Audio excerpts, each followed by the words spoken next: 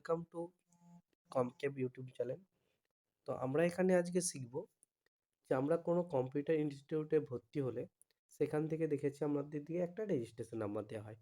But সেই registration নাম্বারটা কতটা ঠিক, বা আমাদের আদৌ রেজিস্ট্রেশনটা হয়েছে কি না, বা আমাদের যে সার্টিফিকেটটা পাচ্ছি সেটা কোন গভর্নমেন্ট আন্ডার দ্বারা পরিচালিত, বা আমাদের সার্টিফিকেটটা জেনুইন কিনা, সেটা আমরা কি করে চেক করব।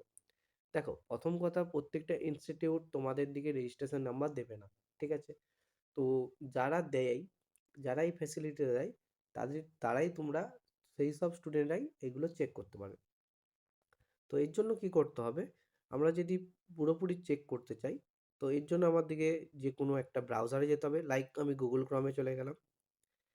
এখানে সার্চ বার আছে, সার্চ বারে লিখতে হবে CBMCE, central board of modern computer education.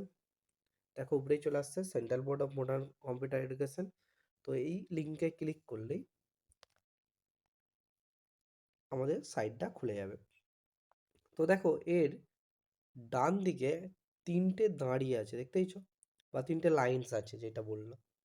এই তিনটে লাইনসে ক্লিক করলেই দেখতে পেয়ে যাবে এখানে স্টুডেন্ট বলে একটা অপশন আছে। এই স্টুডেন্টে ক্লিক করবে।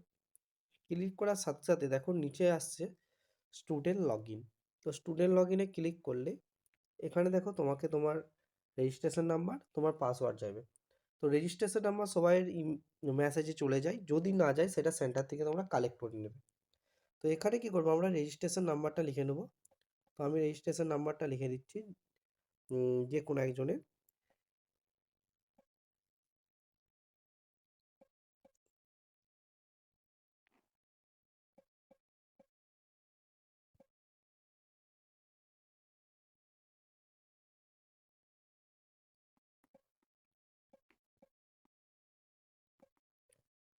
পাসওয়ার্ডের জায়গায় এখানে আমরা পাসওয়ার্ডটা দিয়ে দেবো। দেওয়ার পর লগ ইন অপশানে ক্লিক করলেই তার দেখো পুরো ড্যাশবোর্ড আমার এখানে চলে আসছে। এখানে থাকবে তার টোটাল ফি কত ছিল, কত টাকা সে টোটাল পে করেছে, সমস্ত কিছু এখানে চলে আসবে, বা তার ডিউ কত আছে পুরোটাই চলে আসবে। তো দেখো, উপরের বাম দিকে তিনটে লাইন আসছে, এখানে ক্লিক করলে তুমি সমস্ত অপশানগুলো পেয়ে যাবে। প্রথম কথা দেখো, এখানে এক্সাম আছে, এক্সামে ক্লিক করলে তুমি তোমার অ্যাডমিট কার্ডটা তুমি এখান থেকে শো করতে পারবে, তুমি কবে এক্সাম দিয়েছিলে এখানে সেই অ্যাডমিট কার্ডটা এখানে লেখা থাকবে। আবার ঠিক লাইনসে গিয়ে এক্সামে ক্লিক করলে তোমার এক্সাম বা অ্যাডমিট কার্ডটা সঠিক কিনা সেটাও দেখতে পাবে। তো এর জন্য থ্রি লাইনসে যে আমরা কি করলাম, অ্যাডমিট কার্ডে গেলাম, এখান থেকে এই যে কোডটা আছে না, এই কোডটাকে সিলেকশন করে আমরা কি করলাম, কপি করে নিলাম। এরপর থ্রি লাইনসে গিয়ে আমরা চলে যাচ্ছি এক্সামে।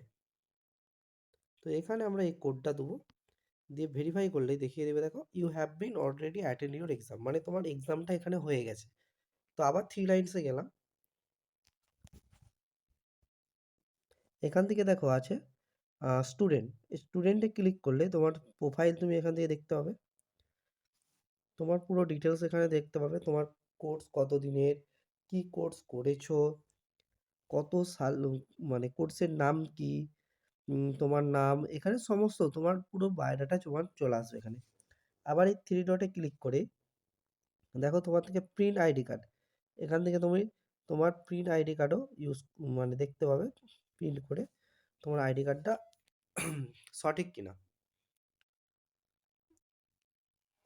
দেখো এখানে তোমার আইডি কার্ডও শো করিয়ে দেবে। তো এরপরে যেটা আসছি সেটা হচ্ছে তুমি ফিস কত দিয়েছো। তুমি এই ফিসে ক্লিক করতে হবে, আরও অনেক কিছু আছে, আমি পুরোটা দেখাতে পারছি না, যে যা তোমরা দেখে নেবে। তো এখানে ফিস লিস্ট দেখতে পাবে, তুমি কবে কত টাকা ফিস দিয়েছো, এখানে পুরো টাকাই, পুরো জিনিসটাই লেখা থাকবে।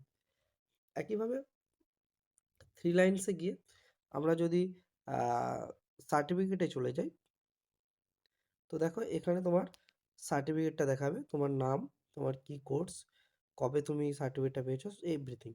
এবারে অ্যাকশনে ক্লিক করলে দেখো অ্যাকশনের থ্রি ডটে যেটা আছে, এখানে ক্লিক করলে তুমি এখান থেকে তোমার সার্টিফিকেট প্রিন্ট করতে পারবে বা মার্কশিট প্রিন্ট করতে পারবে। সার্টিফিকেট প্রিন্টে গেলে তোমার পুরো সার্টিফিকেটটা এখানে চলে আসবে, আর সার্টিফিকেটটা তখনই এটা কাজ করবে যখন তুমি এইটাকে তুমি কম্পিউটারে ইউজ করবে, বা কম্পিউটারে যখন তুমি আম এই ওয়েবসাইটটা খুলে কাজ করবে, তখন দেখবে এই সার্টিফিকেট ঠিকঠাক করে চলে আসছে। মোবাইলে পুরোটা ধরছে না। সেইজন্য দুটো পেজে এইভাবে দেখাচ্ছে। ওটা কোনো প্রবলেম না। এবারে ব্যাক করে আবার ওই 3 ডটে ক্লিক করে মার্কশিট প্রিন্ট করতে চাইলে তুমি মার্কশিটও প্রিন্ট করতে পারবে এখান থেকে। এখান থেকে মার্কশিটে চলে আসবে। সেম প্রবলেম আমি বললাম কি এটা তোমার দিকে আম আয়াতে কম্পিউটারে করলে ঠিকঠাক দেখাবে। এখান থেকে ল্যান্ডস্কেপ করতে হয়, এখান থেকে A4 সাইজ পেজ করতে হয়।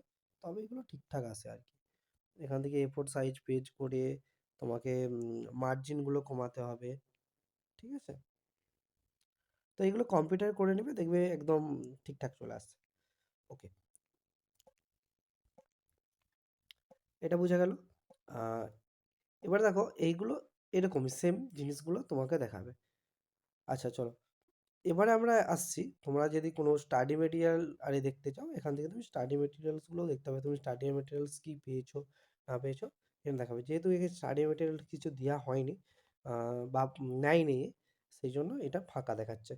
ওকে, এবারে যদি তোমার অ্যাকাউন্টটা লগ আউট করে দিতে চাও, যে সব কিছু দেখা গেছে আমার অ্যাকাউন্টটা লগ আউট করতে চাইছি আমি, তো দেখো এখানে এই ডান দিকের কোণে ছোট্ট একটা আইকন দেখাচ্ছে। এই আইকনের উপরে ক্লিক করে দেখো প্রোফাইল অ্যান্ড লগ আউট দেখাচ্ছে। লগ আউটে ক্লিক করলে তোমার অ্যাকাউন্টটা বন্ধ হয়ে যাবে। আশা করি সবাই সব কিছুটা বুঝতে পেরেছো। যদি না বুঝতে পারো আমাকে অবশ্যই উম তোমরা বলতে পারো। তো আশা করি ভালোই লেগেছে সবার। তো আবার দেখা হবে। Thank you.